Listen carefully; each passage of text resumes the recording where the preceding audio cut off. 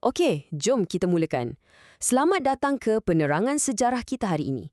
Saya memang sangat teruja nak bawa anda menyusuri satu epik hebat yang dah berusia lebih 400 tahun. Kita akan terokak kebangkitan dan kejatuhan Kesultanan Singgora, satu kuasa maritim yang sangat luar biasa tapi malangnya sering dilupakan.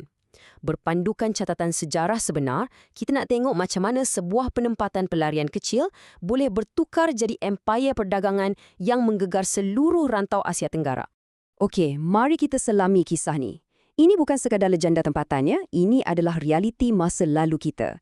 Ia adalah satu kisah benar tentang keberanian, kuasa dan kejatuhan yang cukup tragis. Semuanya bermula dengan sekumpulan pelarian yang berjaya membina empayar pelabuhan yang kaya raya. Kemudian mereka berani pula mencabar raja-raja paling berkuasa pada zaman tu sebelum kota mereka akhirnya dibakar menjadi abu. Pertaruhannya sangat-sangat tinggi dan saya tak sabar nak kongsikan semuanya dengan anda. Untuk betul-betul faham impak cerita ni, kita kena tengok dulu garis masa pembinaan kuasa maritim ni. Kisah kita berpusat kepada 3 orang sultan utama yang betul-betul mengubah landscape politik wilayah tersebut. Ia bermula pada tahun 1602 dengan Sultan Mughal yang meletakkan asas pertama kota ni. Kemudian, sekitar tahun 1620, kita beralih ke zaman kemuncak di bawah putera baginda Sultan Sulaiman. Dan akhirnya, kita akan tengok fasa kejatuhan dan perang yang panjang di bawah pimpinan Sultan Mustafa dari tahun 1668 hingga 1687. 3 generasi, satu epik kelangsungan hidup. Kita masuk ke bab pertama, dunia misteri di Songkla. Jom kita putarkan kembali masa ke Semenanjung Melayu pada awal abad ke-17, tahun 1602. Bayangkan keadaan geopolitik yang sangat tegang dan berbahaya masa tu. Sekumpulan Muslim Parsi yang lebih dikenali oleh masyarakat Siam waktu tu sebagai Kek Putih terpaksa buat satu keputusan yang sangat drastik. Diketuai oleh Datuk Mughal, mereka terpaksa melarikan diri dari Kepulauan Indonesia. Kenapa? Sebab kuasa besar Portugis masa tu dah mula mendominasi dan mengawal ketat laluan perdagangan dengan tentera mereka. Jadi, demi mencari tempat perlindungan yang selamat, mereka pun berlayar meregah lautan sehinggalah tiba di kawasan Teluk Siam. Dan geografi tempat ni sebenarnya dengan sangat cantik menggambarkan kisah mereka. Mula-mula, rombongan Datuk Mughal ni tiba di Koyai, yang pada masa tu secara literalnya adalah sebuah pulau terpencil kat tengah laut. Tapi lama-kelamaan, alam semula jadi mainkan peranan. Proses mendapan tanah dan pasir akibat ombak dan angin perlahan-lahan menimbun daratan tu. Pulau ni akhirnya secara fizikal bersambung terus dengan tanah besar dan membentuk apa yang kita kenali sekarang sebagai Tasik Songkla moden. Ia macam satu metafora geografi yang puitis. Tempat perlindungan pelarian ni betul-betul menyatu dengan daratan. Bab 2. Pelarian membina pusat perdagangan. Kumpulan pelarian yang terdesak ni tak duduk diam. Mereka ambil kelebihan geografi baru ni dan tukarkannya jadi satu kelebihan ekonomi yang luar biasa. Lepas menetap kat situ, Datuk Mughal mula bangunkan penempatan kekal di kawasan Hua Kaudeng. Beliau namakannya Kota Singhanakon. Dan kalau anda nak tahu, inilah titik asal usul wujudnya Bandar Songkla yang pesat hari ini. Kota Singhanakon tak kekal sekadar kampung pelarian biasa.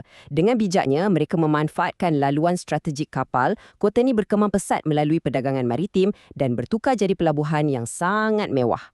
Bab 3. Zaman Kegemilangan Sultan Sulaiman. Dengan ekonomi yang dah stabil dan kukuh, fasa kepimpinan seterusnya mula mengubah sejarah kota ni buat selamanya. Pada tahun 1620, pengasas kota iaitu Sultan Mughal mangkat. Takhta kemudiannya diwariskan kepada putera sulung baginda yang bergelar Sultan Sulaiman Shah. Apa yang berlaku lepas tu memang luar biasa. Di bawah pentadbiran Sultan Sulaiman, kota ni bukan sahaja jadi pelabuhan yang kaya, tapi ia melepasi jangkaan semua orang, mencapai kemuncak kuasa dan pengaruh maritim yang paling besar di kawasan Semenanjung Melayu waktu itu. Sekarang, apa yang betul-betul menarik tentang slide ni adalah angka 18. Ini bukan sekadar nombor rawak. Ia mewakili skala gergasi pembangunan ketenteraan yang dibuat oleh Sultan Sulaiman. Angka ni merujuk kepada 18 buah kubu pertahanan besar yang dibina mengelilingi kota sepanjang era pemerintahan baginda. 18. Untuk sebuah kota tunggal, itu adalah satu pelaburan pertahanan yang gila dan amat menakjubkan. Jom kita tengok macam mana kubu-kubu ni menjadikan Hua Kaodang sebuah kota pelabuhan yang mustahil untuk ditembusi. Sistem keselamatan mereka sangat terperinci. Ia ada parit kota yang luas untuk sekat musuh yang datang berjalan kaki, ada menara-menara perang yang tinggi untuk pantau jarak jauh secara strategik, dan tak lupa, deretan meriam yang bersedia untuk pertahankan sempadan dari sebarang ancaman laut. Kota ni memang dicipta dan dibina khas untuk bertahan. Bab 4. Keberanian mencabar kuasa Ayutthaya. Kekuatan tentera dan kekayaan yang dorang ada ni akhirnya membawa mereka ke satu titik pusingan yang penuh risiko. Kesetiaan yang berubah bakal mencetuskan satu pertembungan kuasa yang besar. Kat kerajaan Ayutthaya masa tu, pentadbiran dorang sedang bergolak teruk. Masa zaman Raja Songtam, Kesultanan Singgora ni ada hubungan yang sangat baik dan setia dengan dinasti tu. Tapi keadaan bertukar 360 darjah lepas baginda mangkat. Seorang pembesar dah merampas tahta, hapuskan putera-putera lama dan menggelar dirinya Raja Prasat Tong. Sultan Sulaiman yang setia pada dinasti lama dengan tegas enggan mengiktiraf pengambil alihan kuasa ini. Tindak balas dari Sultan Sulaiman ni bukan calang-calang ya. Pada tahun 1642, baginda buat satu deklarasi yang betul-betul berani dan melanggar norma keselamatan politik masa tu. Sultan Sulaiman mengisytiharkan kota Singanahon sebagai sebuah negara merdeka yang bebas sepenuhnya dari kuasa Ayutthaya. Anda kena faham, deklarasi kemerdekaan ni ibarat amaran dan cabaran terbuka secara terus kepada kuasa pusat Siam yang sangat digeruni waktu itu. Mestilah Ayutthaya tak pandang ringan pemberontakan terbuka ni kan. Mereka terus hantar ekspedisi ketenteraan nak hancurkan Singanakon. Tapi ingat lagi tak 18 kubu pertahanan gila yang kita bincang tadi? Kat sinilah kehebatan yang terbukti. Ayutthaya bukan saja gagal menundukkan kota ni, malah tentera elit dorang tewas memalukan 2 kali berturut-turut pada tahun 1648 dan 1655. Ketahanan kota Singanakon ni memang luar biasa, sampaikan mereka berjaya mengekalkan kemerdekaan tu berpuluh-puluh tahun lamanya. Bab 5. Perang 7 tahun berdarah. Tapi macam biasa, keamanan tak selalunya kekal selamanya. Lepas Sultan Sulaiman memerintah dengan jayanya selama 46 tahun, baginda pun mangkat dan tahta diwarisi oleh putera sulungnya, Sultan Mustafa. Jadi, poin yang paling penting kat sini adalah cuba kita faham logik geopolitik dari pihak musuh mereka. Masa tu, Ayutthaya mula diperintah oleh seorang raja yang sangat kuat, iaitu Raja Narai Agong. Melalui pandangan objektif Raja Narai, kewujudan satu pelabuhan maritim yang bebas dan kuat di sempadannya tu adalah satu ancaman besar kepada kedaulatan kerajaannya. Jadi, atas alasan keselamatan negara, Raja Narai mengarahkan satu serangan berskala mega. Untuk gambarkan betapa tak masuk akalnya pertempuran yang bakal berlaku ni, kita ibarat tengok situasi Daud lawan Goliat. Di satu pihak, yang pertahan hanyalah kota Singanahon secara bersendirian. Tapi pihak penyerang, Raja Narai Agong bawa satu gabungan tentera yang sangat menakutkan. Tentera Diraja Ayutthaya bergabung dengan seluruh angkatan tentera wilayah selatan dan lebih gila lagi dibantu oleh 3 kuasa barat secara serentak. Portugis, Belanda dan Perancis. Bayangkan armada multinasional yang gergasi ni berkumpul semata-mata untuk meruntuhkan satu kota tunggal. Anda nampak tak betapa besarnya ancaman kota ni pada mata mereka? Berdepan dengan serangan gabungan sebesar ni, Singanakon bertahan bermati-matian dengan apa saja yang diorang ada.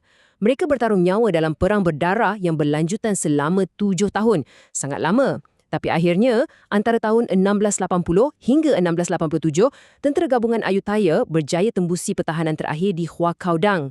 Kesudahannya sangat tragis, kota Singanakon dibakar, diratakan dan dimusnahkan sepenuhnya jadi abu. Kubu-kubu megah mereka runtuh dan itulah penamat mutlak bagi kerajaan Muslim Parsi di pesisir ni. Bab 6. Sisa warisan yang masih hidup. Walaupun kota megah mereka dah jadi abu, adakah tamadun mereka betul-betul lenyap? Peristiwa lepas perang ni sebenarnya mendedahkan betapa kompleksnya diplomasi abad ke-17. Walaupun dah hancurkan kota tu, Raja Narai tak hapuskan musuhnya 100%.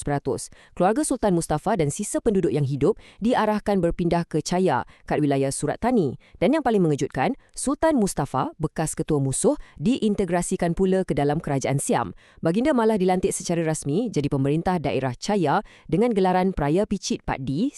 Mari kita beralih dan tengok macam mana warisan ni masih meninggalkan jejak dalam dunia nyata sampai ke hari ni. Kalau anda pergi ke Chaya hari ni, anda boleh nampak sendiri sisa sejarah ni. Masih wujud satu komuniti yang dipanggil Ban Songkla kat sana. Jadi bukti hidup penghijrahan besar ni. Dan yang paling best sekali, penemuan Sao Prachong, Sebatang struktur kayu besar yang pakar sejarah percaya adalah tiang gerbang utama dari runtuhan kota purba Singhanakon yang diselamatkan dan didirikan balik Kat Chaya. Betul-betul luar biasa. Kita dah sampai ke penghujung penerangan kita. Dari pelayaran meredah lautan, membina gergasi ekonomi, sampailah ke kancah perang yang melanda Semenanjung Melayu. Jadi, cuba renungkan benda ni. Adakah sebuah kota tu benar-benar musnah kalau serpihan warisannya masih berdiri kukuh dan mengubah cara kita melihat sejarah hari ni? Kisah kota Singhanakon mengajar kita yang semangat manusia tu selalunya lebih kebal daripada tembok kubu yang paling tebal. Saya harap anda enjoy perkongsian kita kali ni dan sentiasalah peka dengan cebisan-cebisan sejarah hebat yang mungkin tersembunyi di sekeliling anda.